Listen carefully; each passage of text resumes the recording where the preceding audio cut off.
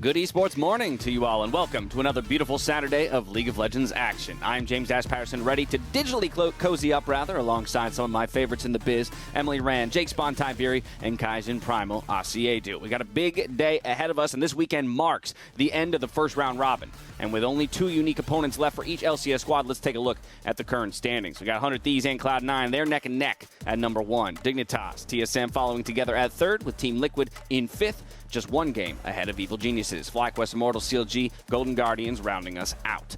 All familiar names if we call back to our conversation last weekend about the teams that were contending for the top spot in the LCS, with one notable exception. Dignitas has found their way into that conversation, Spawn. Yeah, they certainly have, and they're on a little bit of a tear at the moment, Dignitas. This is a team that's really exciting to watch, and I think that the style of game that they are playing, especially around their jungle Dardoch, is kind of a breath of fresh air for such a young team. I really like how they're rallying, and they're coming up the goods. Coming up the goods.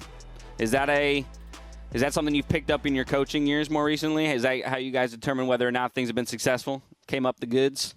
Yeah, absolutely. I mean, sometimes when you coach in a specific style, you just got to be able to run it back. And at the moment, that style seems to be rallying around Dardoch, and I really enjoy seeing it. They've been a ton of fun to watch. As a team, they've surprised many of us. Another team that in some senses surprised yesterday is CLG, playing their first game with their starting jungler in Broxy. Yes, they fell down in a loss, but Primal, they looked pretty good against one of our top teams. Yeah, I think they looked more than pretty good. I actually think they looked quite good. Overall, with the addition of Broxah, we did expect this team to get online, but I didn't expect it to get online so quickly. Yeah, it's the same song and dance. They get ahead early game, they throw late game, but I think this time they did it with style, right? Wild Turtle got a pentakill. The team had some pretty good fights mid-game. Late game, it came down to a few micro decisions that versus a lot of other teams in the league they would have gotten away with. So overall, it sucks that CLG is still only on 1 win, but I think this loss looked a lot better than their previous losses. In fact, it was in this loss that we got one of our pentas here in 2021, coming from none other than Wild Turtle. But there have been plenty of pentas overall in this 2021 year already. 3 of them across the LCS, when in the last 8 years of the LCS, on average, we only have 3.9 pentas per year. So we are well on pace to shatter that record this time around. Yeah, and one of these pentas in particular I think it's going to come up is the Sven penta. That's actually like kind of a team penta that Sven took, but it was so damn sexy, and we got to give it to him. And not only was it his penta, it's a back-to-back penta, right? He got it in the previous game in the same series. So I don't know what's going on. I like to read into this and say it's because our teams are just so coordinated and proactive and in sync, but it's always fun to see a penta. I mean, I think when you end up having a pentakill, like, for example, this, beautiful setup, right, for Sven to just ult across the entire team, I think it is always a team thing. Like, typically when you're getting that 5th kill, you are giving it to, someone on your team pretty specifically, or you're getting made fun of because you're stealing it from whoever was about to get a penta. So I don't know if this means we'll see more pentas in the league, but I think it should be always called out that it's typically a team effort. Yeah, and whilst I don't think it's indicative of skill per se, I do think it is indicative of the fact that this year a lot of teams are willing to throw those big team fights a little bit earlier to try and come back into the game, and the faster pace that we're seeing of the LCS. So I do think it is a positive sign. I hope we keep seeing more. The region that Emily and I used to cover a lot, the LPL, there is just pentas always because those teams are definitely willing to throw those haymakers, and I think that this is a positive side for LCS fans. Yeah, not that I need the LCS to become the LPL, but anything that brings us a little closer to that, I'm pretty happy about. That leads us, of course, to a discussion we had earlier this week regarding whether or not this LCS split is more competitive than others as we close out the first round robin. Now, our stats team actually took a look at this, and the answer is no.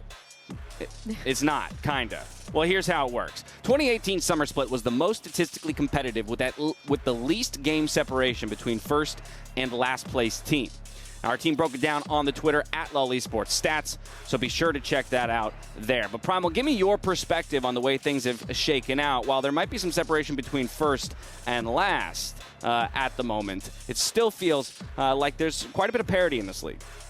Yeah, so I mean, look, the numbers don't lie, but look at the teams that are at the top of the table in 2018. It was 100 Thieves, TL, and CLG. If you remember the rosters from those teams, those weren't rosters that you were excited about competitively speaking, to be completely honest. Whereas if we look at the top of the table now, we've got 100 Thieves with Someday, Cloud9 Supercharged with Perks, Dignitas, we'll have to wait and see, but at least TSM and TL, the are teams that are super stacked with talent. So overall, I think the top half of the league looks as competitive or more competitive than it's ever looked.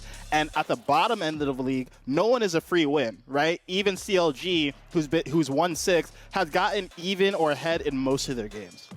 So I'd push back that no one typically is a free win in a single game format, but outside of wait, who's a free win? Sneaking in my dunk, I said no one is a free win in a single game format. Okay, got it. But I think one thing that people should keep in mind is obviously strength of schedule when you look at some of these can be deceiving. But then additionally, when we're moving on to the new patch, we're really going to see people tested on the back half of the split, right? Because this is where we're coming directly to the center. And now it's kind of insane that we're already this far through the split. But I'm really curious to see how people adapt to the upcoming patch changes and to see what that does to standings and how people handle their back half of the schedule.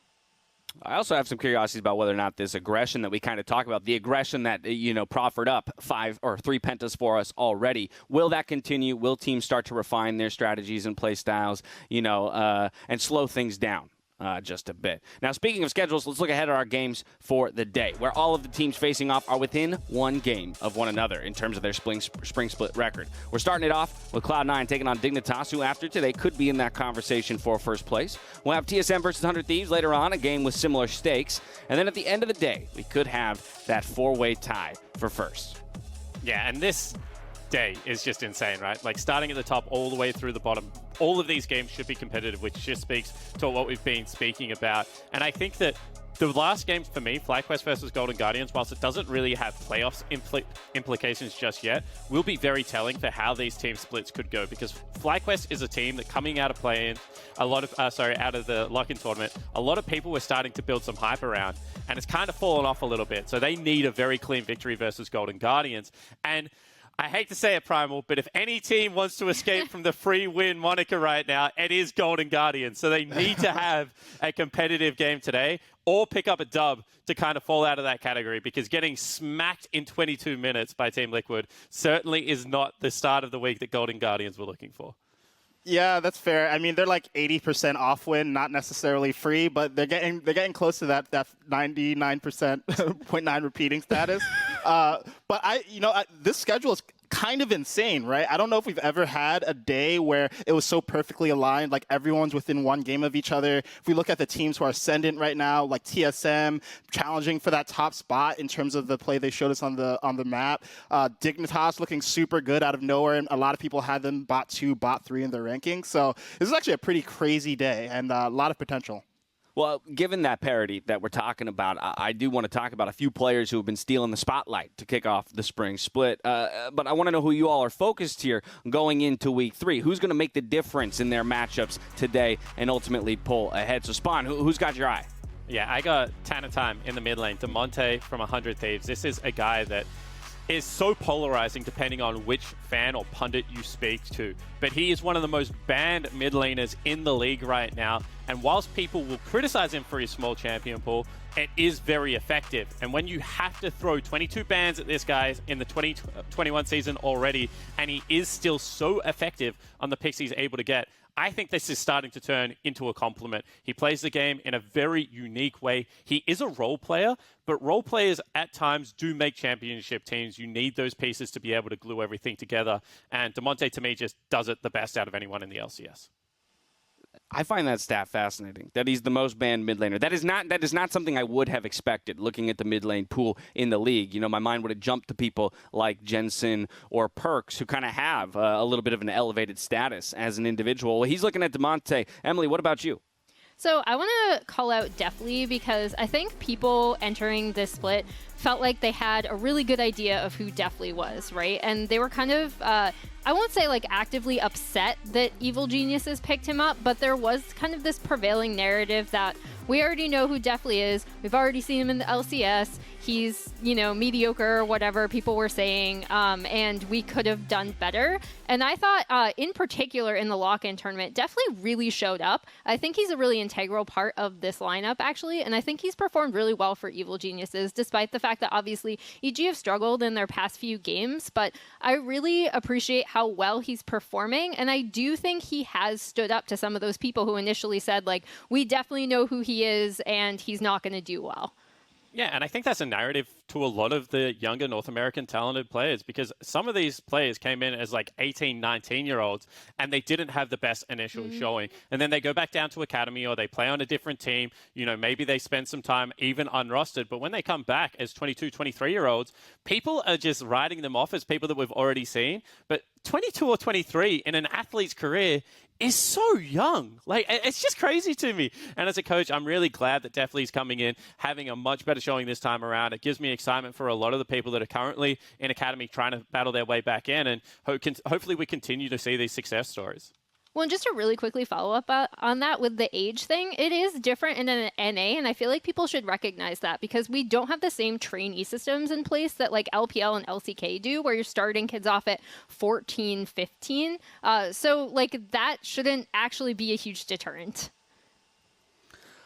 Well, we're looking at Deathly, and we're looking for him, to maybe break down some of those preconceived notions that people had of him coming into this split. Primal, I believe the last person I saw on that player card was Huni. Yeah, and talk about preconceived notions. This guy is the king of attracting preconceived notions. But if you look at his history, it makes sense, right? He started off on Fnatic, had the perfect 18-0 legendary split, came to Immortals, 17-1 split. This guy was a carry player, and that's how he made his name for himself. Then over the years, he went to worse and worse teams after he left SKT. He was trying to carry, it wasn't really working out. And we see plays like this where he's on Gnar, out of position, not coordinated with the team, gets caught for free. But that said, I think even over the course of this split, we've seen Huni develop a lot, right? So we see a play where he gets caught on Gnar, and he got a lot of criticism for playing Gnar. But then we see a play here just last week where he manages to turn around to play, get a nice TP in from Power of Evil, results in a double kill for the team. And what we're seeing is Huni is getting better at playing under pressure on weak side. We see another play here where he sees no one on the map. Okay, I'm going to go for Krugs. I'm going to play it safe. He's wasting a lot of IMT's time. See, he doesn't have a ward there, so he doesn't explicitly know that he's there, that they are there, but his spidey senses are tingling, decides, okay, I'm not going to face check, I'm not going to do something that will get me flamed on Reddit and Twitter for the rest of the split, and it ends up producing advantages for his teams more passively rather than more actively. So I think we should really applaud Huni's development as a player, and I look forward to seeing him continue as a weak side player. And I think the big thing for Huni is that even in that play, that last play that you highlighted, it shows that he has increased communication with his team, right? You saw the pings going down over when we saw TSM's side of the vision, right? You saw the pings going down over the Herald Baron pit being like, okay, we don't know where they are, or I'm headed here. Like, it just speaks to how he's been playing, speaks to an increased level of communication between Huni and his teammates. And I think that's really where Huni tends to shine on teams. Well, that's also where we've kind of seen a ramp up for TSM over the last couple of weeks, impressing many of us and now sitting with a very solid record. We'll see Huni play later today when TSM takes on 100 Thieves. For now, we're going to step away. But as we go, let's take a look at the latest installment of TSM Legends, covering their stellar 3-0 weekend. Individually, these players should be a lot better than the record is, and while it has looked like the whole TSM team is on fire, I'm not calling it quits just yet. I think TSM has a lot of talent on this roster, and they should be able to pick up together. I think we just show off like how we were doing in practice, and I knew it's gonna be coming soon. Yeah, I think the biggest thing was for us is finding a team identity or like a way to play that we feel is like best suited for us. I think that was kind of the big adjustment. All right, guys, let's bring it. Yeah. Good W. Yeah. All right, TSM on 3. 1, 2, 3. TSM. The two winningest organizations in LCS history. TSM with more trophies than anyone else. Team Liquid in second place in that regard. I think we push out together. Yeah, I want to flash W, okay? Yeah, wait. Let me get something sex. Do it. I want to go AD, I want to go AD. You can look.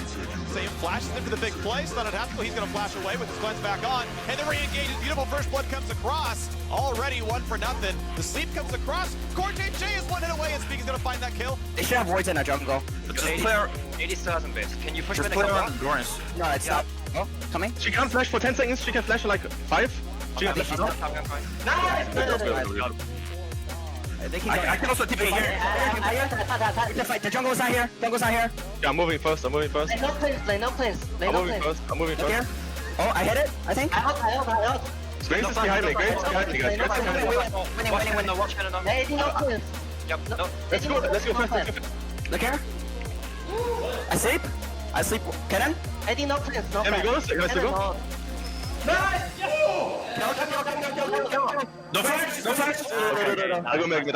Good job. Really well played, guys. Somewhere out of him. Flash still down regardless. Another stun comes across from Huni. And now the reinforcements will arrive. So it's going to be a 2v2. Half health bar finds the slow, finds the shuffle. No, it's too fucking good. Get out of here. No nest. Lane. Careful. I'm meaning. Just slowly, guys. Yeah, 5 can minutes, slowly. Slowly. They have to engage. Yep. Oh, yeah. Kill him. Kill cannon. Got the stopwatch. Oh, I feel can block for me. I heal you. I'm ulting him. Let's go, guys. I like it. Maybe I could TP. No. Yeah, I think that would be minion. Maybe got one. Yeah. Weak side king. Weak side king. Yo, nice flash on that wall, bro. Let's play some League of Legends. That's a dub, guys. That's a dub. No? Winning jetzt mal bei Centurion. Last time wasn't a pretty game, and it was good. Honestly, I'm just happy because it was our cleanest game so far, Lock-in and LCS. So it feels like we're, improving. Thoughts, coach? It's just facts. 3-0 feels good. Let's get some more of these. Yo. How many shoes do you get for that? Just one. I got one recently. Actually, I got 2 recently, and BX still owes me one, so I think just hold up on the purchase for a while. Save up. Hey, really well. You play really well. You play better. Feels amazing compared to last week where we clinched only 1 victory. So definitely a good feeling to have improved, but I think we still have some stuff to work on. I think the last 2 games were just amazing since we played them cleanly, didn't do many mistakes. I think hopefully we can keep it up, Yeah, the week 2 of the LCS, by far the best week ever what we had. And I mean, we take those. It's not bad, but I think it's more important that how long we can go further.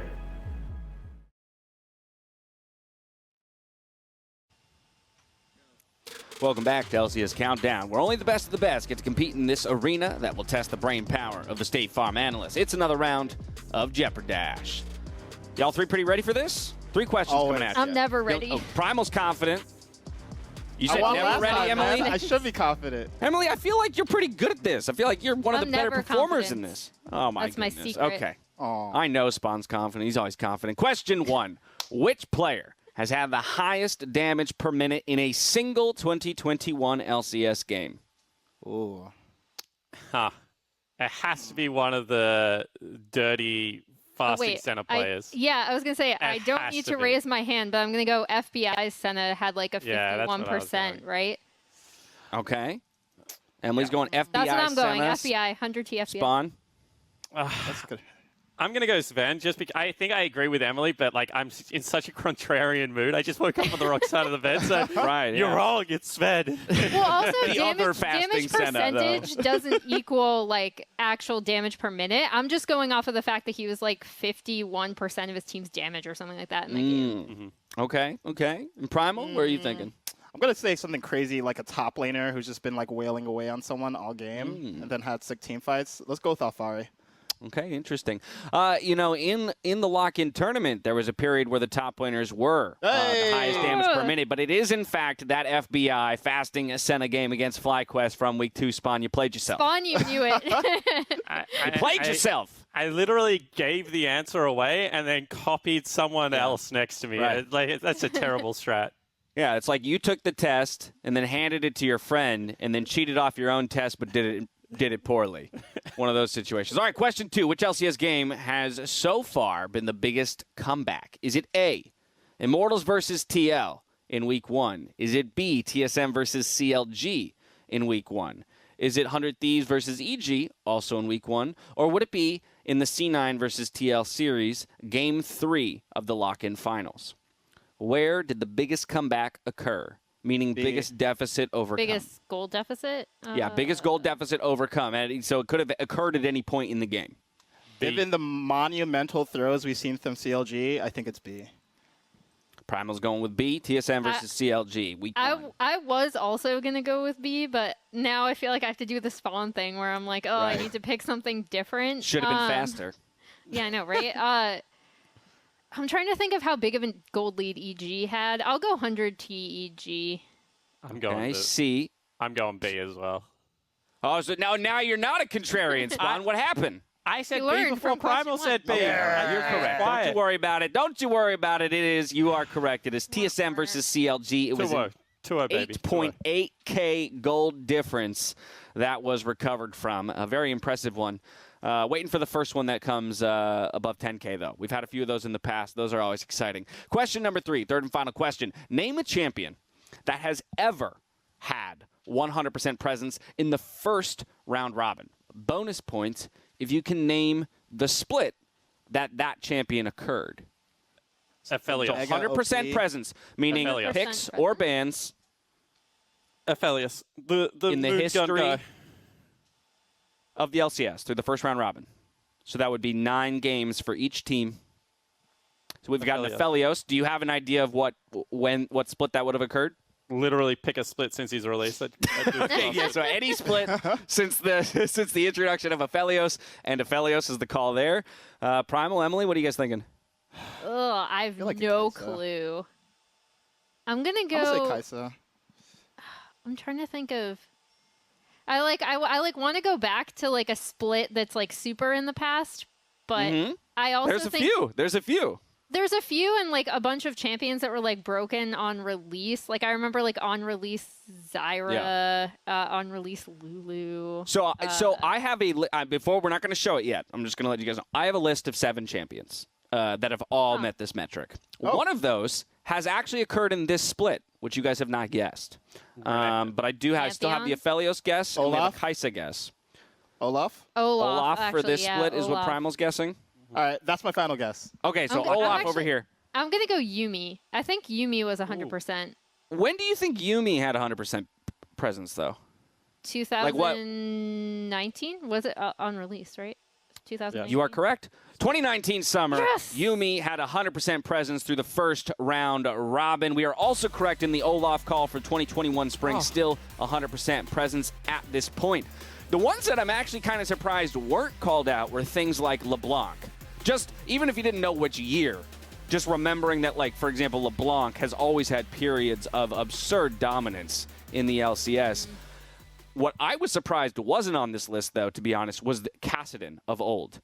There was a period of time where Kassadin was like 98% presence, I guess, but barely missed out. And that would have been probably my guess if I were in the driver's seat. Do you guys think Olaf will remain 100% presence, though, for much longer? Or is he going to disappear here soon? Not 11. Yeah, there's no way he remains 100% pick ban. I mean, he's been nerfed. Gore Drinker got nerfed. I think we should be seeing him fall off even as soon as this week from 100% presence, but probably on next patch. No, fair enough. No, fair enough. They disagree. I really disagree. I think Olaf's super busted. And then, like, jungle experience is such a fickle beast because, like, when we take experience out of the jungle, if we don't take enough, well, if Riot doesn't take enough, then you actually have to play the power farming junglers because otherwise, if they play power farming and you play tank, you just fall, like, 2 or 3 levels behind. So I think Olaf is here to stay, unfortunately. He's, like, I don't enjoy really watching him, but I think he's here. Time will tell. We'll see soon enough. Just a couple days of games till we hit that end of the first round robin. We'll see, though, if Dignitas goes up against Cloud9 in our first game of the day today. Sitting towards the top of the table after the 4-game win streak, and their most recent win was catalyzed by a huge play from Fake God, delivering his team the Grubhub dub. Yeah, and this was a really heads-up play from Fake God. We see he's tracking the Narbar, he goes for the flash, gets a 3-man stun, and this was a play that really snowballed the game. It felt good to just watch Fake God have a great game because he hasn't been doing great in lane, but he was a huge carry threat this one. Picking up that delicious dub. Now, in honor of Black History Month, Grubhub has added a filter that lets you support local Black-owned restaurants in your community. Order using the code GHLCS for 20% off and earn additional deals through the Perks tab on the app. Go check that out. I got to order myself lunch after this segment's over. We'll see if Dignitas they can continue their streak as our eyes move towards the jungle, of course, where Dardoch has continued his no-repeated jungler run in 2021. But is his and Dig's rise the real deal, or as they aim to take down Cloud9 today? Spawn, where do you fall on this discussion? Well, I do not think that they will beat Cloud9 today. However, I do think they are a legitimate contender. When you have a look at Dignitas at the moment, they have the 3rd quickest average win time in the LCS, and I think that that points towards metrics that they know how to close out games and that they are playing a really great brand of League of Legends. And then, when you put them to the eye test, they are also playing multiple style. This is a team that is willing to pick Seraphine, a champion that I think is straight up busted, but continues to fall through LCS's drafts. They are playing very well around Dardoch, but it's not like other members of the team aren't performing well. Soligo has been a pleasant surprise. Fake God as well has been really good, and I think Afro is seeing a resurgence. So all round, I think this team has the pieces to make it work, but better yet, they have the mindset to make it work because they continue to show that they are on the same page. Primal, you're shaking your head.